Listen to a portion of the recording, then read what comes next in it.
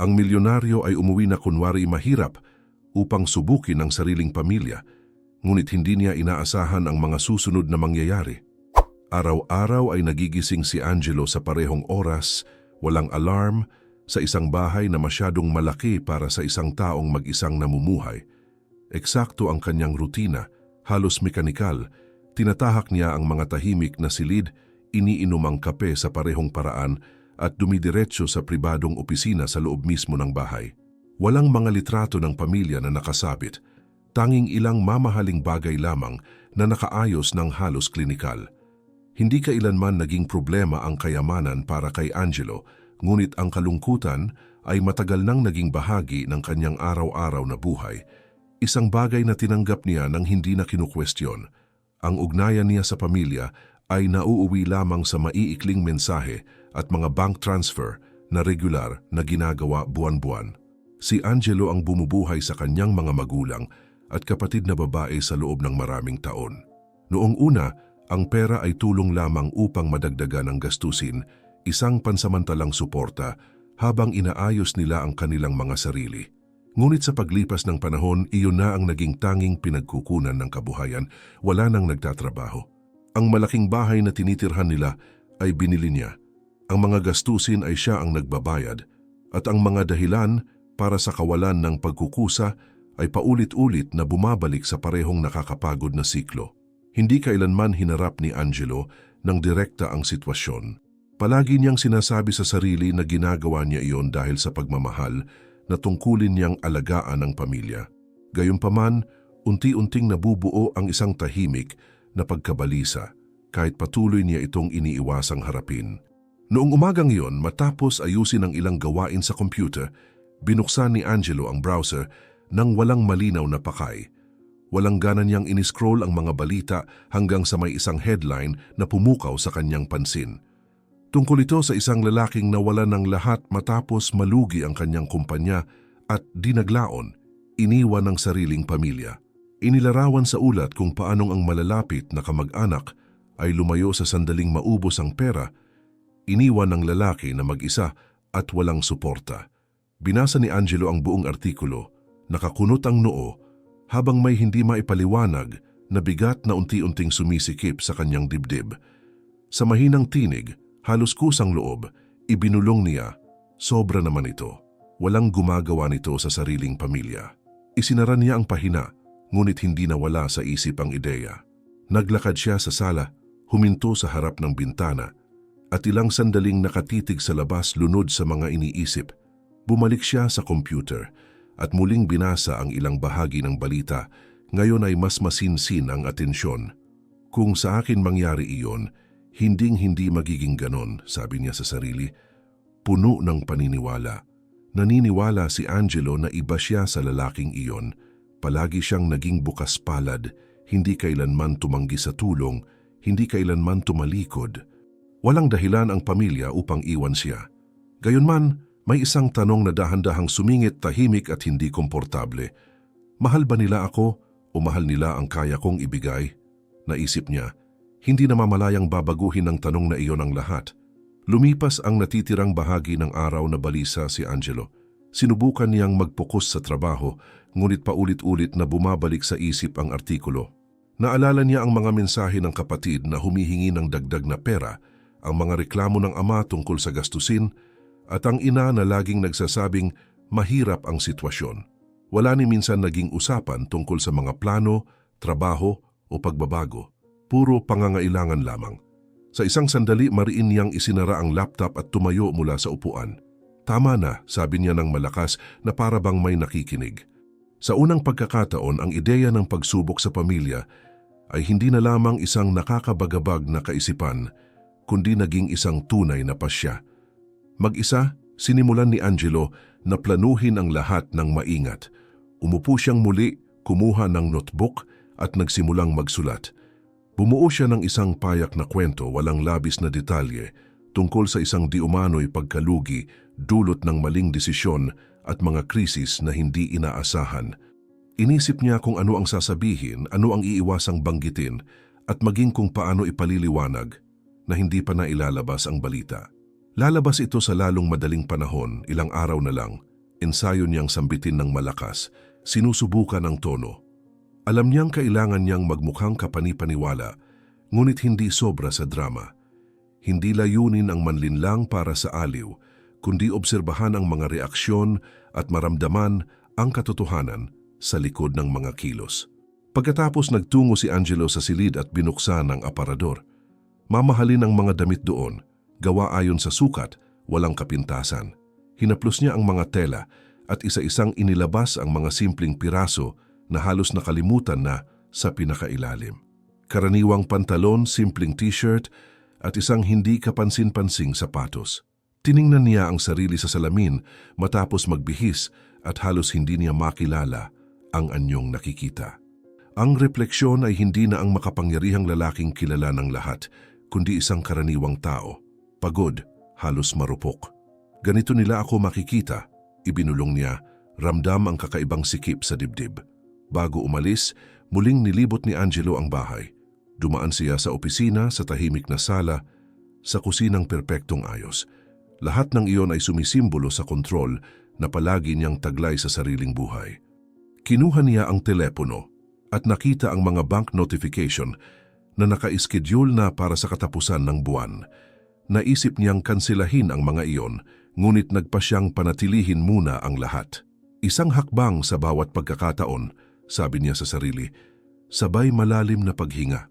Ilang oras ang lumipas, huminto si Angelo sa harap ng malaking bahay na siya mismo ang bumili, maraming taon na ang nakalipas.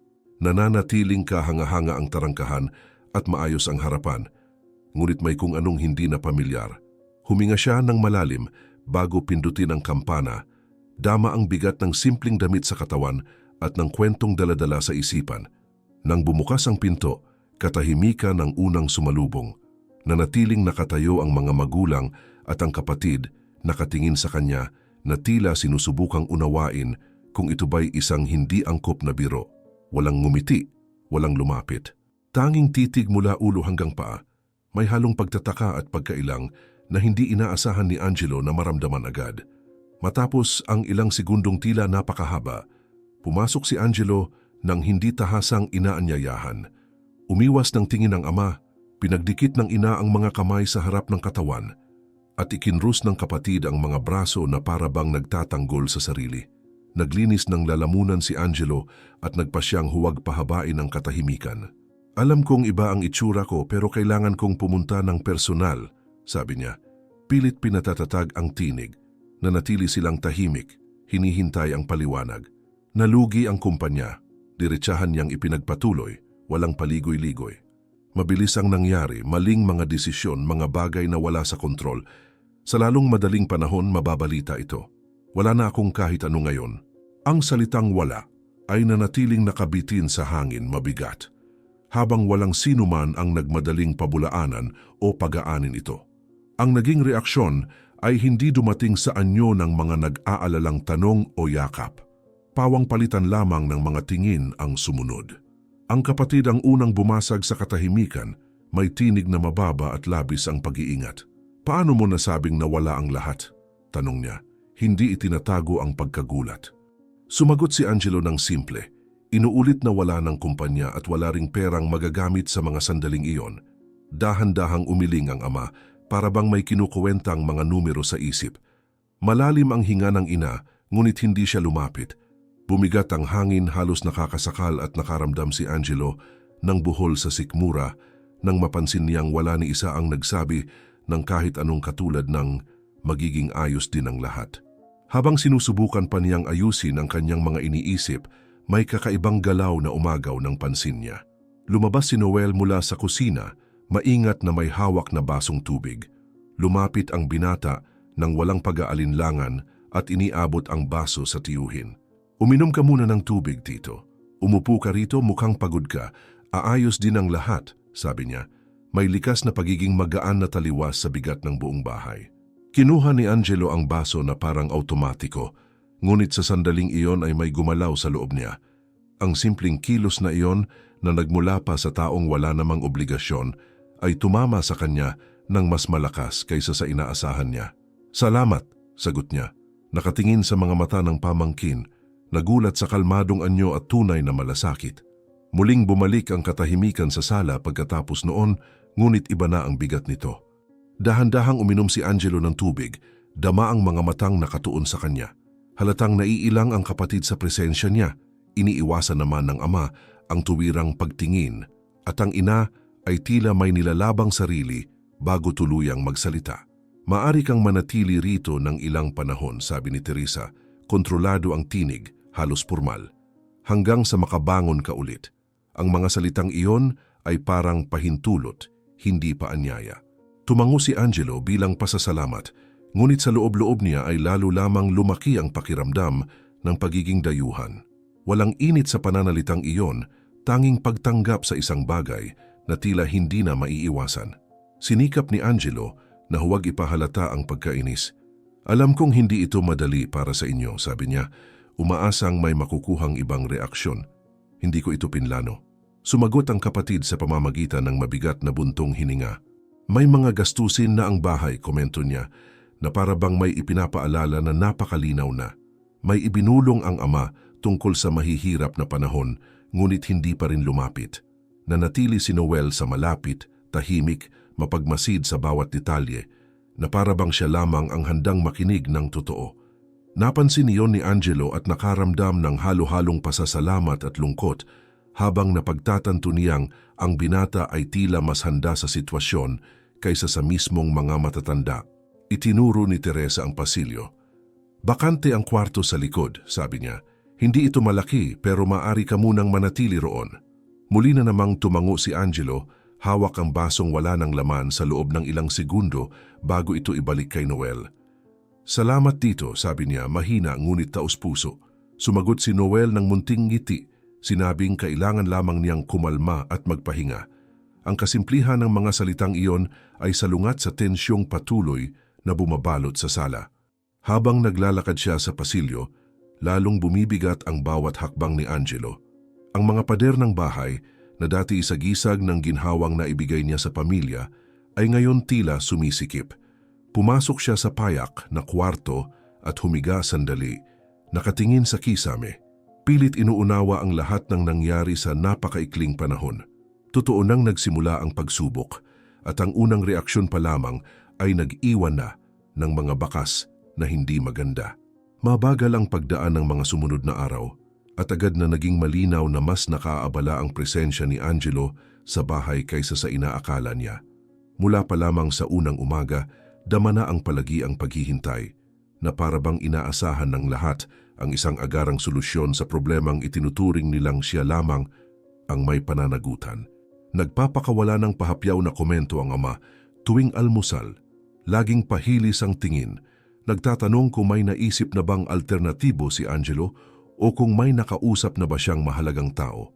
Ang kapatid naman ay paikot-ikot sa bahay na halatang mainipin, malakas ang mga buntong hininga tuwing makikita ang tiyuhin na nakaupo sa sala o sa bakuran na para bang bawat minutong naroon siya ay isang di kanais-nais na paalala ng kawalang tatag na kinatatakutan niya. Mas maingat ang kilos ng ina, ngunit hindi rin maitago ang pagkailang. Abala sa pag-aayos ng bahay ng halos sobra-sobra na para bang kayang tumbasan ng kaayusan ang sitwasyon. Napapansin ni Angelo ang lahat kahit wala namang nagsasalita ng tuwiran. Sapat na ang isang mahabang katahimikan o isang matalim na tingin upang maunawaan niyang pinahihintulutan lamang ang kanyang presensya, hindi tinatanggap. May mga sandaling nakakarinig siya ng mga pabulong na komento, hindi sapat para itanggi kalaunan. Hindi naghihintay ang mga bayarin, may nagsasabi mula sa kusina. Hindi ito pwedeng magtagal mula sa ibang sulok ng bahay. Panatag ang anyo ni Angelo sa labas. Ngunit sa loob ay unti-unting bumibigat ang bawat araw na lumilipas nang walang nagtatanong kung kumusta siya o kung may kailangan pa ba siya bukod sa pansamantalang bubong. Kabaligtaran nito ang mga sandaling kasama niya si Noel. Halos palaging payak ang mga ito, malayo sa mga mata ng iba. Minsan sa bakuran, minsan sa bakanting sala o sa kusina kapag tahimik ang bahay. Lumalapit si Noel ng natural, nagtatanong kung maayos ba ang tulog ng tiyuhin o kung nais niyang mag-usap sandali. Sa isa sa mga pag-uusap na iyon, nagpasya si Angelo na umusad sa pagsubok. Sa kaswal na tono, binanggit niya na nalugi ang kumpanya dahil sa isang seryosong problemang hindi niya naresolba sa tamang oras. Isipin mo na may magandang produkto ang kumpanya, pero unti-unti itong nawalan ng kliyente dahil hindi ito nakaangkop ng sapat na mabilis. Sabi niya, maingat na inoobserbahan ang reaksyon ng pamangkin. Tahimik na nakinig si Noel, hindi sumingit, at pagkatapos ay mahinahong sumagot. Kung ang problema ay pag-angkop, baka pwedeng baguhin ang paraan ng paghahatid ng produktong iyon o kaya'y mag-alok muna ng mas simple sa simula para manatili ang mga kliyente habang inaayos ang iba. Nanahimik si Angelo ng ilang segundo, nagulat. Ang solusyong iyon, simple at tuwiran, ay eksaktong uri ng desisyong maaaring nakapigil sa pagbagsak sa kwentong inimbento niya. At kung wala ng pera para gawin ang pagbabagong iyon, tanong niya. Lalo pang sinusubok, hindi nag-atubili si Noel. Magsisimula ako sa maliit, puputulin ang hindi mahalaga at magtutuon sa tunay na may resulta. Minsan, ang pilit na pananatili sa lahat ang mismong dahilan kung bakit nawawala ang lahat. Nakaramdam si Angelo ng bigat sa dibdib nang marinig iyon. Hindi lang ito tungkol sa talino, kundi sa malinaw na pag-unawa. Dahan-dahan siyang tumango, kunwaring sumasang-ayon bilang bahagi ng kwento, pero sa loob niya ay labis siyang humanga. Mabilis mong naisip iyon, puna niya. Nagkibit balikat si Noel, halos hindi namamalayan ang bigat ng sarili niyang mga salita. Mahilig akong mag-isip ng mga ganitong bagay. Palagi kong iniisip kung paano lulutasin ang mga ganitong problema. Ang sagot na iyon ang nagbukas ng pinto para sa mas malalim na usapan. Tinanong ni Angelo kung saan nagmumula ang interes na iyon at si Noel, matapos ang ilang segundong pag-aatubili, ay nagsalita tungkol sa sarili niyang mga pangarap. Matagal ko nang gustong magkaroon ng sarili kong negosyo, sabi niya, may bahagyang kislap sa mga mata. Hindi naman agad napakalaki, pero isang bagay na akin na maaari kong buuin. Tahimik na nakinig si Angelo, dama ang unti-unting pag-usbong ng isang tahimik na pagmamataas. Nang tanungin niya kung bakit hindi pa nito nasubukang magtrabaho o matuto patungkol doon, dumating ang sagot na may dalang pinipigilang pagkadismaya. Hindi ako pinayagan ng nanay ko. Palagi niyang sinasabi na hindi ko kailangan, na sapat na ang tulong na ipinapadala ninyo at dapat ko raw samantalahin habang mayroon. Sa pagsasabi nito, ibinaba ni Noel ang tingin. Tila nahihiyang aminin ng isang bagay na hindi niya kailanman tunay na pinili. Tumama ng kakaiba kay Angelo ang linyang iyon. Ilang sandali siyang nanahimik, dinadama ang bigat ng narinig. Hindi lang ito tungkol sa pagdepende sa pera, kundi sa mga pangarap na naputol bago pa man magsimula. Sumasangayon ka ba ron? Maingat niyang tanong. Marahang umiling si Noel. Hindi, pero hindi ko rin alam kung paano makipagtalo. Palaging parang ako ang lumalabas na walang utang na loob. Huminga ng malalim si Angelo. Ramdam ang halong pagkakasala at lungkot. Hindi niya kailanman naisip ang mga epekto ng tuloy-tuloy na pagtulong lampas sa agarang ginhawa. Ngayon ay nakikita niyang maaari rin pala itong maging isang kulungan. Noong huling bahagi ng hapon na iyon, habang nag-uusap sina Angelo at Noel sa sala, naputol ang sandali sa tunog ng mga pinggang inilalapag sa mesa. Inanunsyo ng ina na handa na ang hapunan, sa tinig na walang emosyon, halos formal. May mangyayaring hindi maiiwasan. Bago tayo magpatuloy, may isang espesyal kaming hiling. Nais naming manatiling libre ang mga kwentong ito at para mangyari iyon, hinihiling naming isaalang-alang mong mag-iwan ng like at mag-subscribe. Ilagay sa mga komento ang lungsod kung saan mo pinapanood ang kwentong ito. Maraming salamat at magpapatuloy tayo. Nagsimula ang hapunan sa isang pilit na pagiging normal, yaong uri na sinusubukang itago ang problemang masyadong malaki para magkasya sa mesa. Inilapag ang mga pagkain, umupo ang lahat, at sa loob ng ilang minuto ay nag-usap tungkol sa maliliit na bagay, tulad ng lasa ng pagkain at ang init nitong mga nakaraang araw. Agad napansin ni Angelo ang artipisyal na pagsisikap. Walang gustong magsalita tungkol doon, pero naroon ang paksa, sumasakop ng espasyo sa pagitan ng mga kubyertos at mga iwas na tingin. Mabagal siyang kumain, dama ang tensyon sa katawan habang pinagmamasdan ang bawat ekspresyon sa paligid ng mesa. Ang ama ang unang lumihis mula sa huwad na katahimikan. Sa tunong wari ikaswal, tinanong niya kung may nakuha na bang kontak si Angelo para subukang ayusin ang sitwasyon. Maingat na itinaas ni Angelo ang tingin at sinabing wala pa. Sumunod ang kapatid na babae na nagsabing hindi pwedeng tumagal ang ganitong mga sitwasyon, na hindi naghihintay ang buhay sa sinumang mag-ayos ng dahan-dahan. Ang ina, mas pigil, ay nagsabi lamang na nauunawaan niya ang mahirap na sandali, ngunit naniniwala siyang palaging nakakabangon si Angelo. Bawat pangungusap ay may dalang inaasahan, hindi tunay na pag-aalala, at nagsimula na itong umirita sa kanya. Sandaling ibinaba ni Angelo ang mga kubyertos at huminga ng malalim bago sumagot. Hindi ko alam kung kailan ito maaayos, sabi niya pilit na pinipigil ang sarili. Kumunot ang noo ng ama at sumagot na kailangan niyang mag-isip ng mabilis na umaasa rito ang pamilya. Sumangayon ang kapatid, pinaalala na patuloy na dumarating ang mga bayarin at hindi makatarungang magdusa ang lahat dahil sa pagkakamali niya. Kumulo ang dugo ni Angelo. Umalingaw-ngaw sa isipan niya ang salitang pagkakamali na parang isang suntok.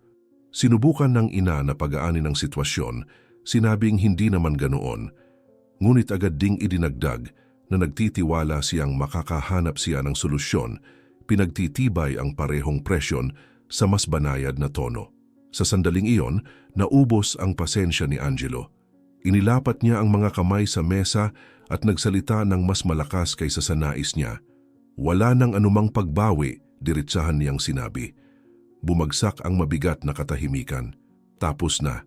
Walang lihim na plano, walang pagbabalik. Nawala sa akin ang lahat. Bumuka ang bibig ng kapatid para magsalita pero nagpatuloy siya. At kung ito na talaga ang wakas, kakailanganin ninyong magtrabaho. Kayong lahat. Bumagsak ang mga salitang iyon na parang kuryente. Nanlaki ang mga mata ng ama, napatawa ng kinakabahan ng kapatid, at nanatiling hindi gumagalaw ang ina, na para bang hindi niya alam kung paano tutugon. Ramdam ni Angelo ang pag-ahon ng mga taon nang hindi nasasabi. Tumigil kayo sa paggawa ng kahit ano dahil palagi ninyong alam na magpapadala ako ng pera. Ang tulong ay naging kabuhayan at walang sino man dito ang nakitang kakaiba iyon. Hinampas ng ama ang mesa, galit. Para kang sinasabing kasalanan namin, sabi niya, mataas ang boses. Mas direkta ang kapatid. Palagi mong sinasabi na kaya mong tumulong. Ngayon, isinusumbat mo sa amin dahil sa mga maling desisyon mo? Dama ni Angelo ang bigat ng mga paratang, ngunit hindi siya umatras. Tumulong ako dahil gusto ko, pero hindi ko kailanman inisip na magiging dahilan iyon para tumigil ang sinuman dito sa pamumuhay. Agad at hindi proporsyonal ang naging reaksyon. Sinimulan ng kapatid na isa-isahin ang lahat ng itinuturing niyang mga sakripisyong ginawa nila dahil sa kanya. Sinasabing umiikot ang buhay nila sa perang ipinapadala niya. Tinawag ng ama si Angelo na iresponsable, sinabing ang isang lalaking kaedad niya ay hindi pwedeng basta mawalan ng lahat at umasa ng pag-unawa. Sa isang punto, may nagsabi na palagi raw siyang mayabang, na akala niya ay nalulutas ng pera ang lahat at ngayon ay binabayaran niya ang presyo. Tinamaan si Angelo ng bawat salita na parang talim at napagtanto niyang sa sandaling iyon, hindi siya nakikita bilang anak o kapatid, kundi bilang sanhi ng lahat ng problema. Nanatiling tahimik si Noel, nakaupo siya ng bahagyang malayo, halos hindi nagagalaw ang plato, palipat-lipat ang tingin kay Angelo at sa iba pang miyembro ng pamilya. Tense ang mga balikat at ang mukha ay nagpapakita ng halong pagkalito at lungkot. Ni minsan ay hindi siya sumingit o pumili ng panig, ngunit ang paraan ng paghigpit niya sa mga kamay ay nagbunyag ng bigat ng diskusyong iyon. Napansin ni Angelo ang tingin ng pamangkin at nakaramdam ng mas matinding kirot sa dibdib, na para bang binibigo niya ang nag-iisang taong hindi siya inaapakan. Matapos ang ilan pang paratang, tumayo si Angelo mula sa mesa. Kumalabog ang upuan sa sahig, agad na nakakuha ng pansin ng lahat. Tama na, sabi niya, pagod ang tinig, hindi na galit kundi matatag. Hindi ako mananatili rito para pakinggan na wala akong kwenta dahil tinulungan ko kayo sa loob ng maraming taon.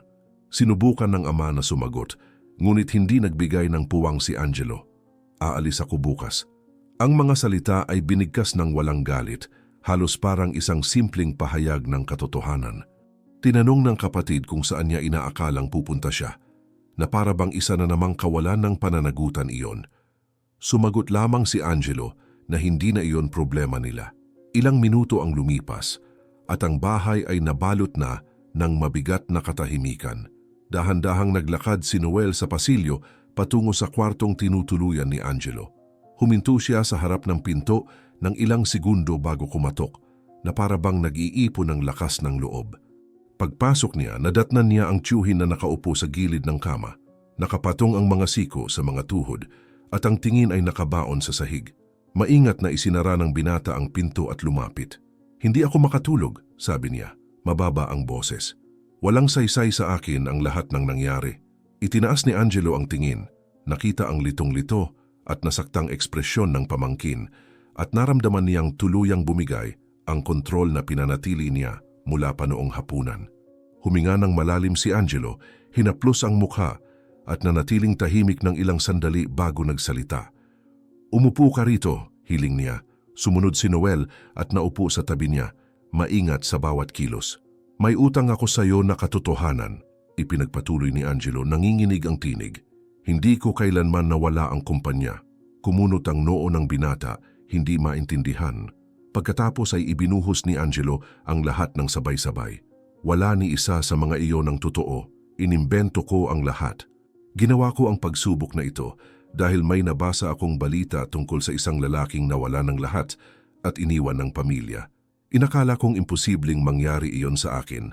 Nagsimulang mag-unahan ang mga salita, puno ng damdamin. Kailangan kong malaman kung mahal nila ako o mahal lang nila ang kaya kong ibigay." Nanatiling tahimik si Noel, sinisip-sip ang bawat pangungusap. Naramdaman ni Angelo na napuno ng luha ang kanyang mga mata at hindi na niya sinubukang pigilan. "Nadismaya ako," sabi niya, nababasag ang tinig. "Hindi sa'yo, kundi sa halos lahat ng iba." Sandali niyang tinakpan ang mukha gamit ang mga kamay, huminga ng malalim at nagpatuloy. "May bahagi sa akin na nakakaramdam ng pagkakasala sa ginawa ko sa pagsisinungaling. May bahagi rin na nakahinga ng maluwag dahil sa wakas, alam ko na ang katotohanan." Dumaloy ang mga luha nang hindi niya inaalala kung may makakita. "Tumulong ako dahil sa pagmamahal, Noel. At ngayong araw na unawaan kong ang pagmamahal na iyon ay hindi bumalik sa parehong paraan." Sa wakas ay nagsalita ang binata, maingat. "Kung ganoon, ginawa mo ang lahat ng iyon para makita kung paano sila tutugon?" Tumango si Angelo. "At nakita ko." Muli siyang huminga ng malalim, pilit na inaayos ang sarili. Ang mabigat na tensyon ay napalitan ng ibang uri ng katahimikan, mas personal. Doon nagbago ang tono ni Angelo. Pinunasan niya ang mukha at tumingin kay Noel nang may paninindigan. Pero hindi lahat ay pagkawala. Itinaas ni Noel ang tingin, puno ng pag-uusisa. "Nagulat mo ako. Ang paraan ng pag-iisip mo sa problemang iyon, ang paraan ng pakikitungo mo sa akin mula nang dumating ako, ipinakita nito sa akin ang isang mahalagang bagay." Inayos ni Angelo ang tindig at nagsalita ng mas malinaw. "Aalis ako bukas, pero hindi ako aalis ng mag-isa." Nanlaki ang mga mata ni Noel. "Gusto kong sumama ka sa akin. Gusto kong magtrabaho ka kasama ko, matuto, makita kung paano talaga gumagana ang mga bagay. Kung balang araw ay gusto mong magkaroon ng sarili mong kumpanya, tutulungan kitang makarating doon." Ang katahimikang sumunod ay nabasag ng isang pigil na paghinga. Tila sinusubukan ni Noel na unawain kung totoo ba ang naririnig niya. "Seryoso ka ba?" tanong niya. Nanginginig ang boses sa pananabik. Ngumiti si Angelo sa unang pagkakataon noong gabing iyon. "Seryoso. Karapat-dapat ka sa pagkakataong hindi kailanman ibinigay sa'yo." Nagbago ang mukha ni Noel. Napalitan ng pag-asa ang pagkalito at kumislap ang kanyang mga mata. "Matagal ko na itong gusto," sabi niya ng tapat. "Matagal ko nang gustong patunayan na kaya kong gumawa ng sarili kong landas." Tumango si Angelo. "At gagawin mo." Nanatili silang tahimik ng ilang sandali, ngunit ngayon ay magaan ang katahimikan, halos nakaaaliw. Tumayo si Noel, patuloy pang pinoproseso ang lahat. "Salamat," sabi niya bago lumabas ng kwarto. Naiwan muling mag-isa si Angelo, ngunit sa pagkakataong iyon, mas magaan na ang bigat sa dibdib. Kinabukasan ng umaga, maagang nagising si Angelo. Dahan-dahan siyang nagbihis at nagtungo sa sala kung saan naroon na ang pamilya Dala pa rin ang tensyon ng nagdaang gabi. Hindi na niya pinahaba. Kailangan kong kausapin kayo, sabi niya. Agad na kinukuha ang atensyon ng lahat. Nang matiyak niyang nakikinig sila, direkta niyang ibinunyag ang katotohanan. Hindi ko kailanman nawala ang kumpanya. Pagsubok lang ang lahat. Agad ang naging reaksyon. Tumayo ang kapatid, galit na galit, inaakusahan si Angelo na pinaglalaruan ang buhay nila. Napatigil sa pagsasalita ang ama ng ilang segundo, saka nagsimulang magreklamo ng malakas. Tinakpan ng ina ang bibig, nagulat, pilit na inuunawa ang narinig. Nanatiling kalmado si Angelo. Magpapatuloy akong tumulong sa inyo sa loob ng maikling panahon, paliwanag niya. Pero ang bahay na ito ay hindi ko na pananatilihin. Nagalit ang kapatid, sinasabing malupit iyon at wala silang panahon para agad makapag-ayos ng sarili. Nanatiling matatag si Angelo. Mayroon kayong 30 araw. Pagkatapos niyon, kailangan ninyong magpatuloy sa sarili ninyong paraan. Sunod-sunod ang mga paratang, tinawag siyang makasarili at walang utang na loob. Pinakinggan ni Angelo ang lahat at nang humupa ang ingay, sinabi niya ang pangungusap na nagtapos sa usapan. Hindi kailanman pera ang naging problema. Ang problema ay minahal ko kayo at hindi ako minahal pabalik. Mabigat ang katahimikang sumunod. Pagkatapos ay tumalikod si Angelo, kinuha ang backpack na handa na at tinawag si Noel. Lumitaw ang binata sa pasilyo, may halong kaba at pananabik. Nang lumabas sila, naghihintay na sa labas ang marangyang sasakyan. Tumakbo ang kapatid patungo sa tarangkahan at sinubukang pigilan ang anak. Sinasabing kabaliwan ang ginagawa nito. Huminto si Noel, tumingin sa ina at nagsalita ng may paninindigan. Kailangan kong subukan. Palagi kang natatakot magbago, pero hindi ko pwedeng dalhin ang takot na iyon. Nanatiling tahimik si Lina na talo ng matibay na loob ng sariling anak. Sumakay si Angelo sa sasakyan, kasunod si Noel. Nang magsara ang pinto, tumingin siya sa salamin at nakita ang pamilyang nakatayo. Hindi alam kung ano ang sasabihin.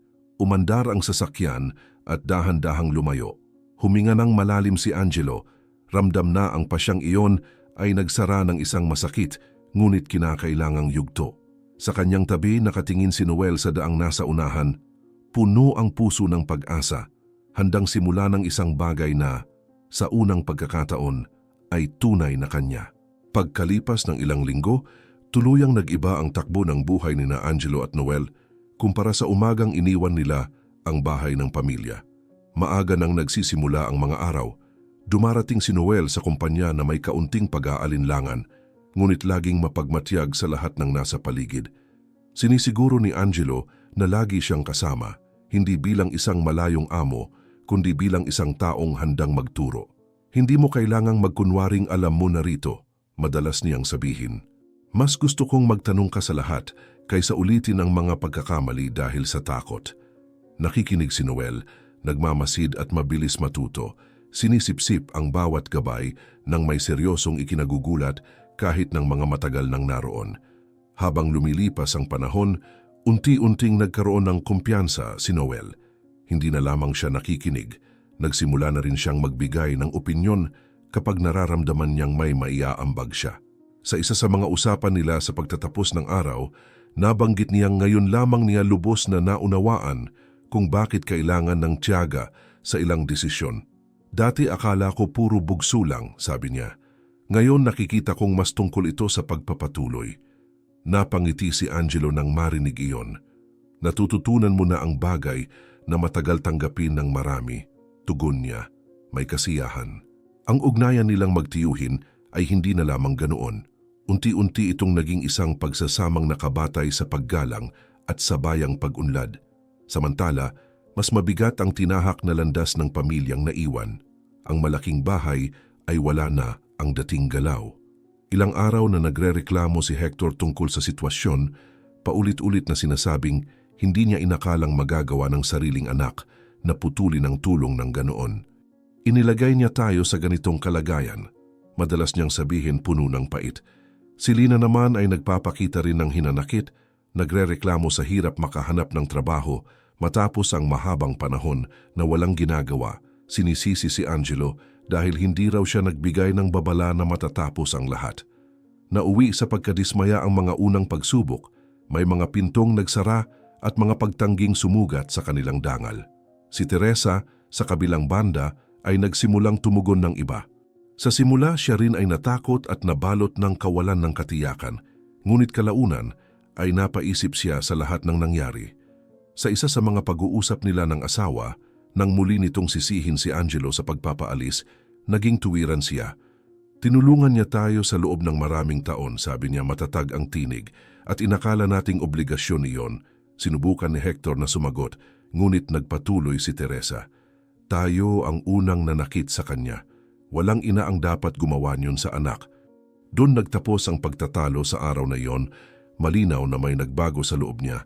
Sa kabila ng hirap at pagtutol, nagsimulang mag-ayos muli ang pamilya. Nakahanap si Hector ng isang simpleng trabaho, malayo sa ginhawang nakasanayan, ngunit sapat upang makatulong sa gastusin. Nakahanap din ng trabaho si Lina, bagamat palagi siyang nagrereklamo sa mabigat na schedule at sahod na mas mababa kaysa sa inaasahan.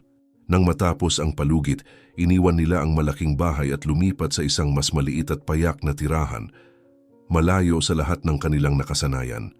Tahimik ang paglipat, puno ng pagkadismaya, ngunit may kasamang realidad na hindi na maaaring ipagwalang bahala. Sa kabilang panig, patuloy ang pag-unlad ni Noel. Ramdam na niyang bahagi siya ng kumpanya, hindi na lamang isang pansamantalang tao. Sa isang kaswal na usapan, sinabi niya kay Angelo na nag-iipon siya ng mga ideya para sa sarili niyang proyekto. Maliit pa, sabi niya, halos humihingi ng paumanhin sa pangangarap. Hindi nag-atubili si Angelo sa sagot. Lahat ng simula ay maliit. Ang mahalaga ay huwag umasa sa iba para gawin ang unang hakbang. Tumimo ang mga salitang iyon kay Noel. Nagsimula siyang mag-ipon, magplano ng maingat at mag-aral sa tuwing may libreng oras. Makalipas ang ilang panahon, tuluyan ng ginawa ni Noel ang matagal na niyang ninanais. Sa suporta at gabay ni Angelo, binuksan niya ang sarili niyang kumpanya. Payak ito, kakaunti ang puhunan, ngunit puno ng dedikasyon at malinaw na pananaw. Sa araw na opisyal na nagsimula ang lahat, sinadya ni Angelo na huwag makialam. Mula sa malayo, pinanood niya ang binata na humaharap sa mga unang hamon nang may maturity na hindi sana niya naabot, ilang buwan lamang ang nakalipas. Hindi na niya ako kailangan para makalakad, naisip niya. May tahimik na pagmamalaki. Sa isa sa mga huling pag-uusap nila, muling nagpasalamat si Noel sa pagkakataon. Kung hindi mo ginawa iyon, baka hanggang ngayon ay nakatigil pa rin ako. Iniisip na ang ginhawa ay katumbas ng seguridad, sabi niya. Taimtim na sumagot si Angelo. Kailangan ko ring mawala ang ilang ilusyon para matuto.